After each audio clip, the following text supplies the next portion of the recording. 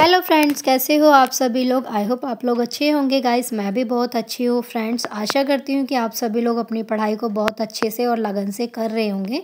तो फ्रेंड्स मैंने भी अपना जो स्टडी का रूटीन है वो थोड़ा सा चेंज किया है। अब मैं कोशिश करूँगी कि मॉर्निंग में फिर से अपना स्टडी का रूटीन बनाऊँ। और आज बज रहे हैं सुबह के 4:30 और मैंने स्टडी अपनी शुरू की है। और मैं अभी ले रही हूँ मैथ्स की क्लास, जो मैं लूँगी गगन प्रताप सर की। और मैंने शुरू किया है टाइम एंड वर्क। तो फ्रेंड्स बहुत सारे ऐसे अभी कैंडिडेट होंगे जिनके पास सारी बुक्स हैं, सब कुछ है, लेकिन उन्होंने अपनी तैयारी नहीं शुरू की है। और उन्होंने अपने घर ना बुकों का इतना ढेर लगा लिया है। अब बस वो कंफ्यूज हैं कि हम कहाँ से पढ़ें, क्या करूं। बस उनको एक नौकरी चाहिए, लेकिन उनको ये नहीं पता कि मुझे शुरू कहाँ से करना है, मुझे क्या पढ़ना है क्या नहीं पढ़ना। बस उनका सपना है कि एक नौकरी हमें चाहिए। और फ्रेंड्स अभी बहुत सारे ऐसे स्टूडेंट भी होंगे जो नोटिफिकेशन का इंतज़ार कर रहे हैं। वो सोच रहे हैं कि जब नोटिफिकेशन आएगा ना तब से मैं अपनी पढ़ाई करूँगा और मैं सिलेक्शन तो ले ही लूँगा, क्योंकि पेपर बहुत ईजी आता है।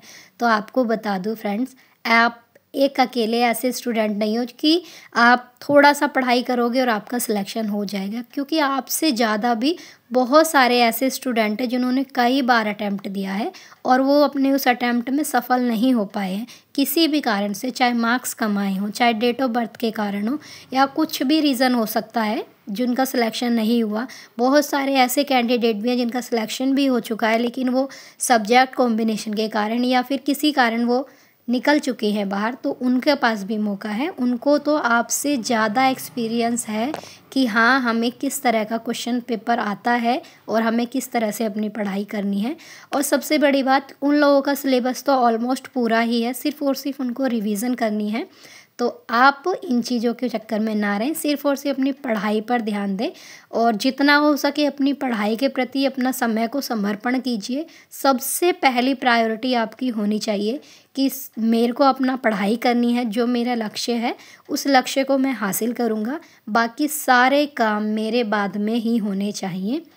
और आपको बता दूँ, जितने भी अभी स्टूडेंट हैं जो अपना टाइम अभी वेस्ट कर रहे हैं नोटिफिकेशन के चक्कर में, तो बताऊं आपको पता है अच्छे से, आप भली भांति जानते भी हो कि जो समय हमने व्यर्थ किया है ना वो समय हमारा वापस कभी नहीं आने वाला।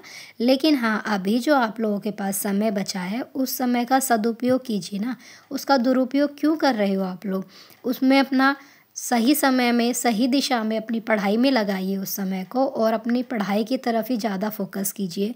और अपने आप से ना एक वादा कीजिए कि हाँ मैं इस साल 2025 में सिलेक्शन लेके ही रहूँगा, एक सरकारी नौकरी मुझे चाहिए, चाहे मुझे उसके लिए कुछ भी करना पड़े। जहाँ मैं 7 से 8 घंटे की पढ़ाई करता था, अब चाहे मुझे 10 से 12 या 12 से 18 घंटे क्यों ना पढ़ना पड़े, लेकिन मैं पढ़ाई करूँगा और सिलेक्शन ज़रूर लूँगा। और दोस्तों आप लोगों को एक बार और बता दूँ, ऐसा नहीं है जो संघर्ष आपने शुरू किया है अपनी लाइफ का तो सिर्फ़ और सिर्फ वो आप ही का है। नहीं, उसके लिए ना आपकी फैमिली मेम्बर्स भी आपके साथ में उतना ही संघर्ष करते हैं जितना आप करते हो। क्योंकि आपने देखा होगा, अगर आप अनमैरिड हो, स्टूडेंट हो, तो आपकी मम्मी भी आपके साथ, आपके पेरेंट्स आपके साथ जागते होंगे। मम्मी बार बार पूछती होंगी बेटा आपको कुछ खाने के लिए दूँ नहीं दूँ।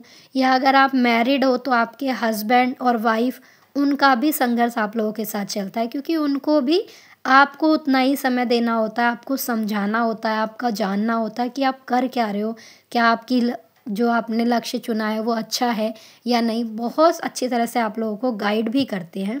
तो मैं यही बोलूँगी फ्रेंड्स कि अपना भविष्य किसी भी कारण से ना मत ख़राब कीजिए। और आपको पता है ना कि भविष्य कोई नहीं जानता, आने वाले फ्यूचर में आपके या मेरे साथ क्या होगा ना मुझे पता है ना वो आपको पता है। लेकिन हाँ, आपको ये पता है कि मुझे अभी प्रेजेंट में मुझे एक नौकरी चाहिए और मेरा लक्ष्य है नौकरी का। अब नौकरी आपको चाहिए, लेकिन आप तैयारी ना करोगे, मेहनत नहीं करोगे तो आपको नौकरी कैसे मिलेगी। अब बहुत सारे ऐसे स्टूडेंट होंगे जिनको तैयारी करनी है, बुक्स भी है, लेकिन उन्हें ये नहीं पता कि हम कहाँ से शुरू करें। तो इसका सबसे बेस्ट तरीका होता है कि आप जिस भी गवर्नमेंट जॉब की तैयारी कर रहे हो, सबसे पहले उसके प्रीवियस ईयर के क्वेश्चन पेपर निकालिए, उस क्वेश्चन का पैटर्न देखिए और उसको प्रैक्टिस कीजिए। एक बार इसका एक बार क्वेश्चन पेपर की एक बार प्रैक्टिस कीजिए, उसके क्वेश्चन को सॉल्व करने की कोशिश कीजिए कि आप उसमें कितना अटेम्प्ट कर पा रहे हो। अभी जब आपने तैयारी नहीं की है तो आपका अटेम्प्ट कितना % है वो देखिए।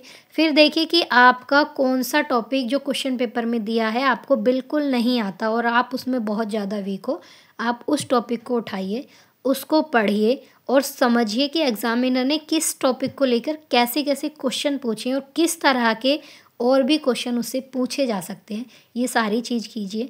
और आपको बता दूं, अब आप बुक्स तो आप पढ़ नहीं सकते क्योंकि इतना ज़्यादा समय नहीं है कि आप फिर से अपनी बुक्स उठाएंगे एनसीईआरटी की या वो। तो इसका बेस्ट है कि आप सारे की सारी बुक्स का एक जो निचोड़ आता है बुक का, जो बुक में निचोड़ दिया होता है, आप वो वाली बुक लीजिए। जो भी आपको बेस्ट राइटर की लगती है आप वो बुक लीजिए, उससे रिवीजन कीजिए, पढ़िए और बार बार जितना हो सके प्रैक्टिस कीजिए। प्रैक्टिस जितना ज़्यादा करोगे ना आपके लिए उतना ही अच्छा रहने वाला है, क्योंकि प्रैक्टिस से ज़्यादा अच्छा कुछ भी नहीं है। और आपको पता है कि जब तक आप अपनी पढ़ाई को अपना पूरा समय नहीं देंगे तो बिल्कुल भी नहीं कर पाएंगे। अब आप सोचो कि मैं पढ़ भी रहा हूँ और प्रैक्टिस भी मैं कर रहा हूँ फिर भी मेरा नहीं हो रहा, तो उसमें कहीं ना कहीं आपकी पढ़ाई में ही कमी रह जाती है। अब आप सोचोगे कि पढ़ाई करते करते मैं अदर काम भी कर लूँ, तो सबसे पहली प्रायोरिटी आपकी होनी चाहिए आपकी सिर्फ और सिर्फ पढ़ाई। बाकी सारे काम आपके ना बाद में, जो भी काम है आपको बाद में करने हैं। अब आपकी स्टूडेंट होने के नाते पहली प्रायोरिटी है कि आप अपना समय से पढ़ाई करो, पढ़ाई के प्रति अपना पूर्ण समर्पण दो और जितना हो सके प्रैक्टिस करो। आपकी लाइफ है, आपके ऊपर डिपेंड करता है कि आप अपनी लाइफ में क्या बदलाव चाहते हो। अब बहुत सारे ऐसे भी स्टूडेंट हैं कहेंगे कि मैम हमारे पास तो समय नहीं है, हम तो अदर जॉब करते हैं, प्राइवेट जॉब में समय नहीं मिलता। आपने बहुत सी ऐसी फीमेल होंगी जो बोलेंगे हमें तो हाँ अपने घर के वर्क करने में ही समय निकल जाता है, बच्चों का पालन पोषण करने में हमें टाइम नहीं मिलता। तो ये लाइफ आपकी है, आपके ऊपर डिपेंड करता है कि आपको क्या करना है। आप अगर समय निकालना चाहोगे तो सबके लिए समय है, क्योंकि सभी के पास 24 आवर्स का ही टाइम होता है और उतना ही समय आप ही के पास भी है। अब आप सोचो कि आपको करना कैसे है, किस तरह से करना है।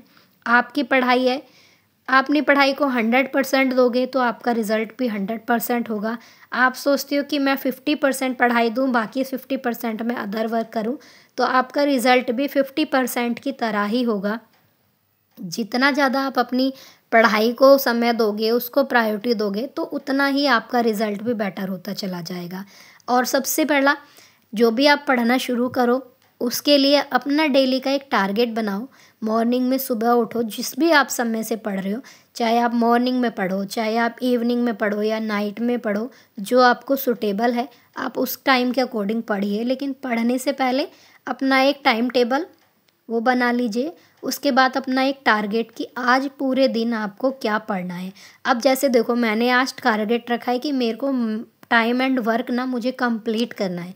चाहे मैं इसकी 10 घंटे की क्लास लूँ, चाहे मैं इसकी 5 घंटे की क्लास लूँ, लेकिन मुझे टाइम एंड वर्क ना पूरा कंप्लीट करना है आज के दिन में। अब यहाँ पर ना मैं देख रही हूँ सर की क्लास 10 घंटे की भी है, 18 घंटे की भी है, 5 घंटे की भी है, 3 घंटे की भी है। तो सर ने सब में क्वेश्चन ही कराए हैं और मेरे पास सर की थोड़ी सी PDF भी है, सर अपने टेलीग्राम चैनल पर भी देते हैं। तो उस PDF में समथिंग 250 क्वेश्चन हैं जिसकी आज मेरे को प्रैक्टिस करनी है। तो मेरा तो टारगेट यही रहने वाला है कि आज मेरे को टाइम एंड वर्क कंप्लीट करना है मैथ में। और मेरा जो पॉलिटिकल साइंस का है उसका मेरे को इंटरनेशनल रिलेशन का मैंने आज टारगेट रखा है कि मेरे को क्या क्या पढ़ना है और कितना मुझे कंप्लीट करना है। तो ऐसे ही आप भी अपने टारगेट रखिए और टारगेट के अकॉर्डिंग आप भी पढ़ोगे तो आप भी कामयाब जरूर हो जाओगे। लेकिन सबसे पहले पढ़ाई को अपनी प्रायोरिटी बनाइए, बाकी अदर वर्क बाद में कीजिएगा।